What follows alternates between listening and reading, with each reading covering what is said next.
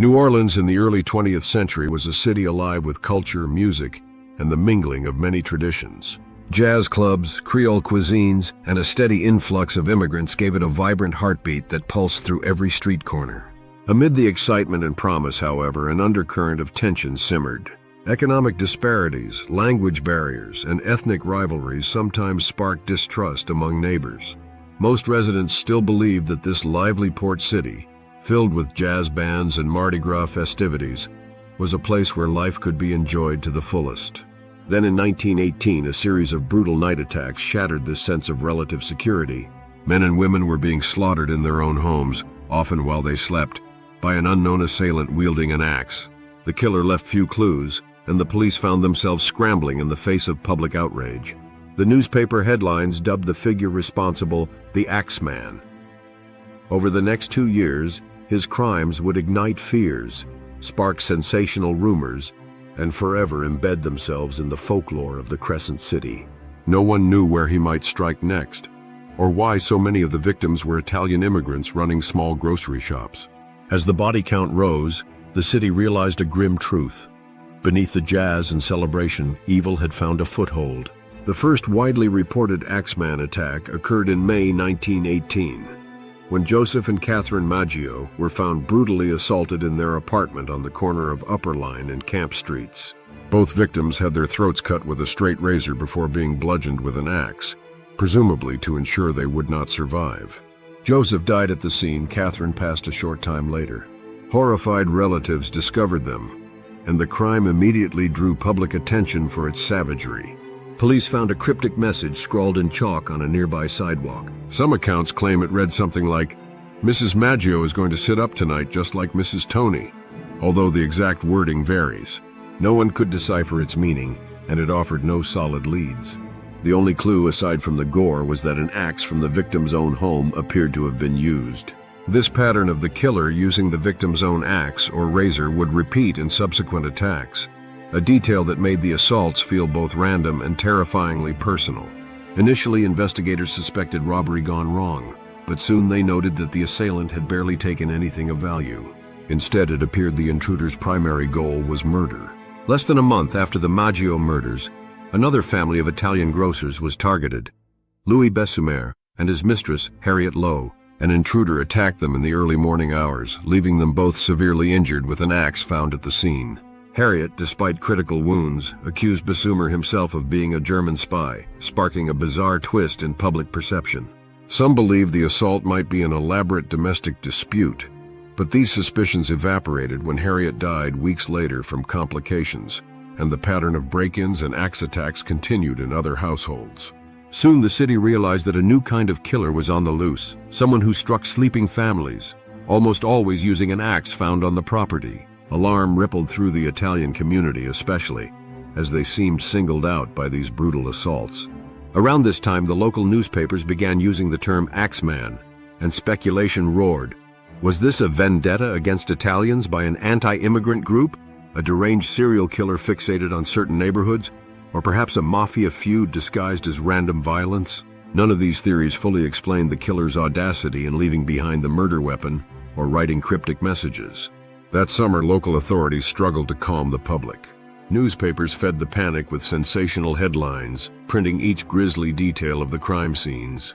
The fact that the assailant often gained entry by chiseling out a panel in the back door fueled rumors that he was skilled, methodical, or even supernaturally gifted at breaking in. Investigators worked day and night, but forensics in 1918 were rudimentary. Fingerprinting was still a developing science, and crime scenes were frequently contaminated by curious neighbors or untrained officers. The police identified potential suspects among the victims' acquaintances, but nothing concrete tied anyone to the crimes. Word spread that the killer might be an outsider filled with xenophobic rage, or possibly an Italian who harbored secret grudges against fellow immigrants. Yet time and again, leads would collapse under scrutiny. Each fresh attack stoked the fire of dread, as families began to keep their axes locked away and their windows double-bolted. Small measures that did little to put anxious minds at ease. Whispers of a curse or demon circulated. Anyone with a grudge could sow fear by insinuating they had insight into the Axeman's identity, or by accusing a rival of suspicious activity.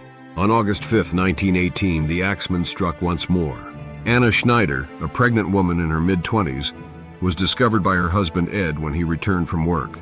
She'd been bludgeoned, but miraculously was still alive. Anna survived, and a few days later gave birth to a healthy baby, which lent a modicum of hope to a city craving any sign of light amid the darkness. However, that sense of relief was short-lived. On the same day Anna Schneider was attacked, another couple, Pauline and Mary Bruno, reported a man attempting to pry open their window.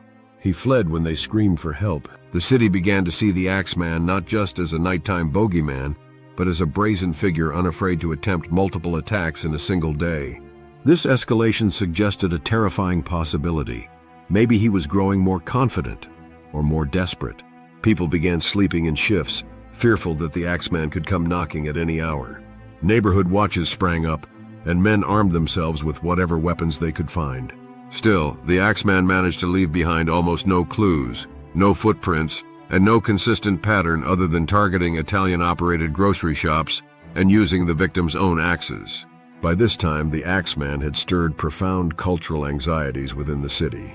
Many Italians in New Orleans were either first-generation immigrants or the children of immigrants, trying to assimilate while preserving their heritage. They ran small corner shops, sold produce, and formed tight-knit communities. These murders deepened existing rifts, as some non-Italian residents suspected mafia entanglements, while Italian Americans feared they were being hunted down by a crazed local or a xenophobic group. City officials tried to discount theories of a racially motivated killer, pointing out that not all victims were Italian, and that some attacks didn't follow the same pattern. Yet the association stuck, since the earliest and deadliest crimes primarily targeted Italian families. In an era before widespread social services or modern police outreach, immigrant communities often felt isolated and mistrustful of law enforcement, which further complicated the effort to gather witnesses and intelligence. Journalists splashed lurid stories across front pages. One editorial proposed that the Axeman was a demon, a devilish figure who thrived on the fear he created. The local rumor mill invented countless tall tales, that he transformed into a mist, that he could scale walls like a lizard, that he practiced voodoo. Amid such hysteria, the truth was overshadowed by ever-growing myth. A series of quieter months followed, giving the city a brief respite. Some dared to hope that the nightmare had ended. But in March 1919, the Axeman re-emerged with a chilling fury, attacking the Cortimiglia family in their home on the outskirts of New Orleans. Charles, Rosie, and their young daughter Mary were all attacked in their sleep with an axe. Charles and Rosie survived, but Mary, only 2 years old, died from her injuries. This murder, involving a child, appalled the populace to an even greater degree. Rosie, in a state of shock and grief, initially accused a neighbor named Orlando Giordano and his son Frank of committing the crime. They were arrested, but the evidence was far from solid. Later, Rosie recanted, stating she had been influenced by the stress and trauma of losing her daughter. The Giordanos were released, but not before the legal drama fueled suspicion among locals about whether the real culprit was being pursued or not. Tensions rose again, and once more the name of the Axeman filled conversations in taverns, parlors, and grocery stores.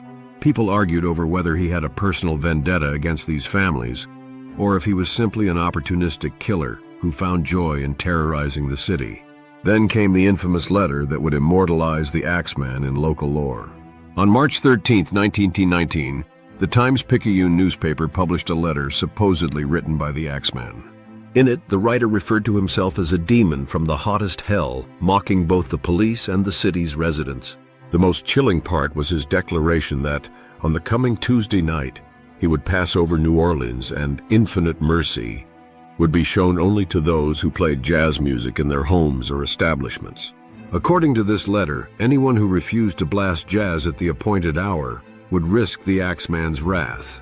The notion that playing music could ward off a serial killer might have seemed absurd, yet the city collectively decided it was better to be safe than sorry. Come Tuesday night, jazz bands performed in countless houses, dance halls, and clubs, while ordinary citizens turned up phonographs or battered old pianos. Revelers filled the streets, as though trying to mock the killer by reveling in the same jazz that had made New Orleans famous. No one was murdered that night. The event became legendary, a moment when the threat of violence fused with the city's musical soul to create a surreal scene reminiscent of carnival festivities. In future retellings, it was said that no place in New Orleans lacked the sound of jazz echoing through the humid night air. Curiously, following the jazz ultimatum, the Axeman's activities seemed to subside, at least for a time. Many speculated that the letter had been a hoax, perhaps written by a mischievous local eager to stoke the city's anxieties. Others insisted it had to be genuine because its tone matched earlier chalk messages near crime scenes, referencing demonic or supernatural origins. Investigators attempted handwriting analysis on the letter, comparing it to known suspects, but nothing conclusive emerged. Meanwhile, the mania around jazz became a cultural phenomenon, with some bars even advertising themselves as Axeman proof by guaranteeing live jazz all night long.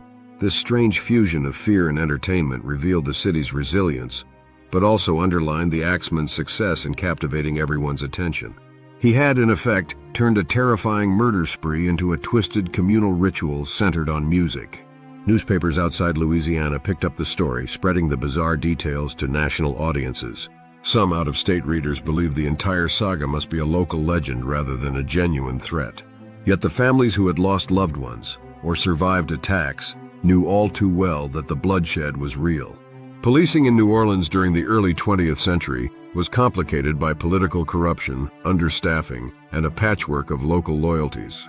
The police, inundated with tips, many of them contradictory or motivated by personal feuds, often found themselves chasing phantoms. One day they would zero in on a suspect believed to be a deranged vagrant, only to discover he had a verifiable alibi. Another day, rumors would surface that a secret society of Italian assassins was behind everything, leading to fruitless raids on innocent people's homes. Some officers believed the crimes were committed by more than one person, pointing to slight variations in the break-ins or the way the victims were attacked. Others insisted it had to be a single individual, given the unifying use of an axe, the nighttime intrusions, and the seeming fixation on Italian grocers. Meanwhile, the public demanded arrests, adding pressure to a police department ill-equipped to handle sensational cases. Detectives lacking modern forensics had to rely heavily on witness statements, confessions, or tangible evidence left at the scene, none of which were forthcoming. The result was a swirl of confusion, accusations, and near hysteria among residents, who grew weary of each new newspaper headline screaming, "Axeman strikes again." In August 1919, the attack on Steve Bocca seemed to confirm the Axeman was still at large. Bocca, another Italian grocer, was assaulted while asleep, awakening to find a shadowy figure looming over him with an axe. Despite severe injuries, Bocca managed to stumble into the street and call for help. By the time police arrived, the intruder was gone. Once again, the only clue was a discarded axe. Then, in September, a young woman named Sarah Lauman was discovered unconscious in her bed, with a severe head wound and missing teeth, yet she miraculously survived. No one saw the attacker enter or leave. The press reported every detail with a fervor that kept citizens on edge, reinforcing the grim pattern. An intruder breaks in, uses the household's own axe or a similar blunt instrument, and vanishes into the night. People locked away their tools, but that hardly helped if the assailant was determined to force his way in. By now, neighborhoods were organizing nightly patrols, with men armed and ready to confront any prowler. For a few weeks, random confrontations did occur, but none yielded the Axeman. His ability to remain unseen fueled speculation that he either blended into the community by day or perhaps traveled from town to town, only returning to New Orleans sporadically. Interestingly, a wave of similar axe attacks had been reported in other parts of the southern United States, most notably in Texas between 1911 and 1912. Some true crime enthusiasts and journalists made a connection, suggesting that the Servant Girl Annihilator in Austin during the 1880s and the subsequent string of Texas axe murders could be part of a long-running pattern. Yet direct links proved impossible to substantiate. Different states had different record-keeping methods, and eyewitness accounts from decades-old crimes were unreliable. Still, the possibility of a roaming axe murderer who periodically resurfaced to wreak havoc was irresistible to a sensationalist press. It may have been purely conjectural, but it added another layer of fear. Could the Axeman have started his rampage elsewhere before moving on to Louisiana? Or was this all coincidence, with multiple criminals favoring a similarly brutal method? These questions, too, went unanswered. But the suggestion that the Axeman might drift beyond New Orleans' borders was enough to make smaller nearby towns uneasy as well. Police in Baton Rouge, Lafayette, and other cities remained on alert, reading the New Orleans papers for any sign that terror had traveled west. One of the most significant reasons the Axeman still resonates in true crime lore is the lack of a single captured suspect. Unlike certain other historical criminals, such as the infamous Jack the Ripper, the Axeman did not boast about his deeds in multiple letters or taunt the police repeatedly. Apart from the infamous Jazz Night letter and a few cryptic chalk messages, the killer seemed less interested in publicity than in carrying out swift, stealthy murders. The sense of the unknown, his motives, his appearance, his reason for targeting certain families, endures. If the murders had been purely for robbery, one would expect valuables to be stolen or a ransom demanded. But that was not the case. If it had been a simple act of personal revenge, the choice of victims would have been more focused, yet entire households, sometimes including small children, were attacked. Many theorized that the Axeman was motivated by a twisted hatred of Italians. But then the question remained, why such a gruesome modus operandi? Why the cryptic letter urging people to play jazz? Why break in repeatedly without getting caught? These riddles kept the city on edge and remained captivating to those who delve into historical mysteries. The Axeman's spree was a stark reminder that violence can strike unpredictably, even in communities proud of their cultural vitality. Over time, the intensity of the attacks began to wane, and by the end of 1919, they seemed to stop altogether. Some researchers argue that the arrest of a minor suspect may have caused the real Axeman to flee, while others guess he might have died or ended up in prison for a different crime. There was also a theory that he was, in fact, an Italian-American gangster settling personal scores, but decided to disappear after the media spotlight became too bright. None of these explanations have been definitively proven. The lingering uncertainty allowed the Axeman to slip into legend. For those who lived through the rampage, the months of slaughter, fear, and that surreal jazz ultimatum felt like a fever dream. Families who lost loved ones grieved in a city that struggled to reclaim its festive spirit. Gradually, the parties and parades resumed, and jazz once again symbolized the city's resilience instead of a night of forced revelry under threat of death. The police never formally closed the Axeman file. Instead, it became one of those cold cases that aged detectives would reference when discussing the city's darkest chapters. Evidence disappeared into archives, chalk messages were washed away, and new crimes demanded attention. Life returned to normal, but for many, the question of who had committed those murders loomed like a ghostly presence in the back of their minds. In the decades that followed, writers, historians, and armchair sleuths investigated the Axeman case anew. Some claim to have uncovered diaries or confessions pointing to a local laborer or a spurned relative. One story told of a man named Joseph Mumfrey, who was allegedly shot and killed by the widow of one of the Axeman's victims.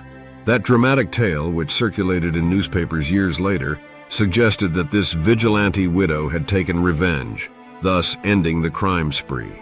Yet deeper research reveals inconsistencies in dates, records, and even the existence of certain individuals said to be involved. The data simply doesn't add up to a solid conclusion. Historians combed through city directories, census records, and old court documents, hoping to unearth that one piece of conclusive evidence. A handful of suspects emerged, but the case against each was circumstantial at best. The notion of a single maniac terrorizing New Orleans fits well into the city's tradition of larger-than-life stories. But the truth may be more complex, involving multiple perpetrators or unrelated attacks that the press wove into one sensational narrative. In any event, the identity of the Axeman remains a matter of debate, with no final verdict likely to emerge. The cultural impact of the Axeman of New Orleans should not be underestimated. He has been immortalized in music, literature, and television. Jazz historians sometimes reference the bizarre Axeman's Jazz Night as a unique intersection between crime and the city's beloved musical heritage. While it's important not to trivialize the grief and trauma inflicted upon the victims, it's also undeniable that the Axeman saga has become part of New Orleans lore. Tour guides point out sites where attacks occurred, weaving them into the tapestry of haunted histories that tourists find so alluring in the French Quarter. Popular culture versions of the story often play up the supernatural angle, depicting the Axeman as a demon or a shapeshifter. In the 21st century, The internet has allowed amateur researchers from around the world to exchange theories, share scanned newspaper clippings, and debate the facts. Each new voice brings a fresh angle. Perhaps the key to unlocking the Axeman's true identity lies in some overlooked public record.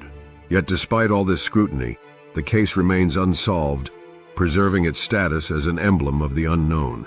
New Orleans, a city that thrives on mystery, finds in the Axeman a testament to how deeply terror can carve itself into collective memory. A recurring theme in discussions about the Axeman is the question of why these crimes resonated so strongly with the public imagination. After all, the murder rate in early 20th century cities was hardly negligible, and robberies or assaults could happen on any night. Perhaps the Axeman's method, using the victim's own household tools, conjured a horrific sense of betrayal. Homes were supposed to be sanctuaries, yet the killer turned simple, everyday objects into instruments of death.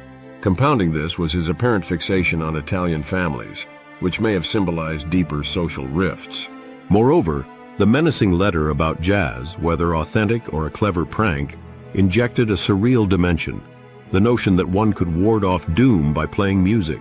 Such a detail feels ripped from folklore or a horror novel, but it unfolded in real life, on real streets.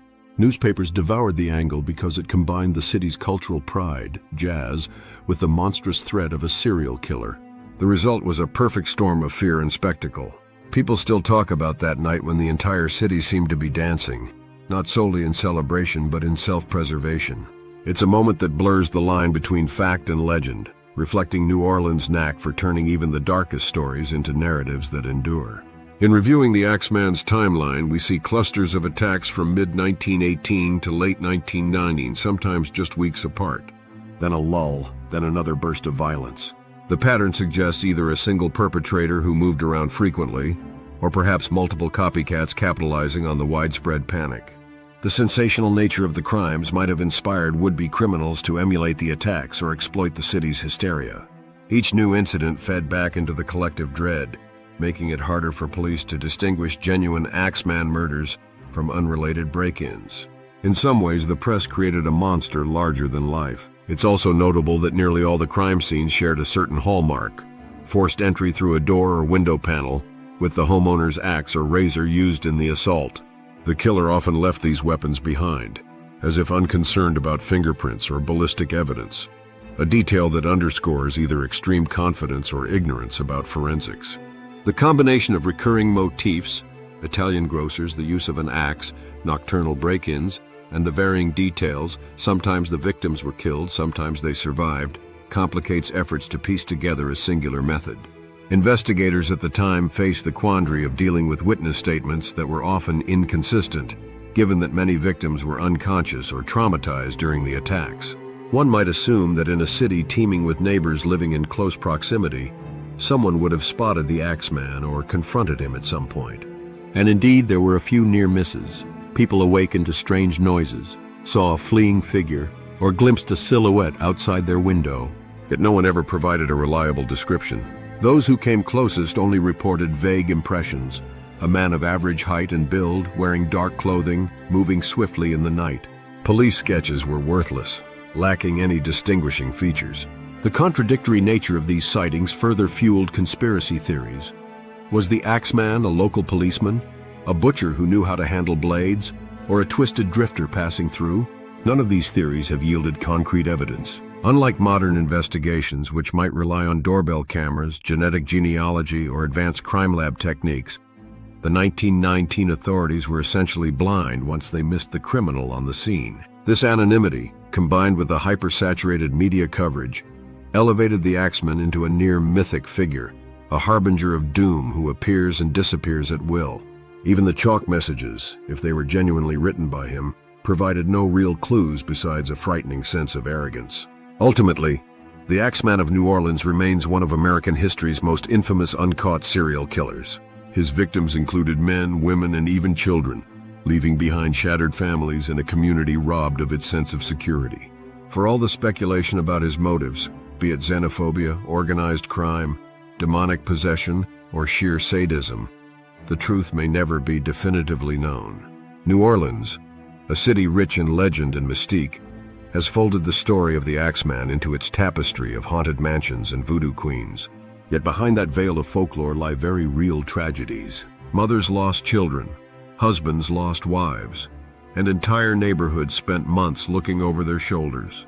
Today, visitors to the Crescent City might stroll the French Quarter, soaking in the music and savoring the cuisine, unaware that just over a century ago, these same streets lay gripped by terror. Perhaps it's a testament to human resilience that life moved on, with the jazz playing as beautifully as ever.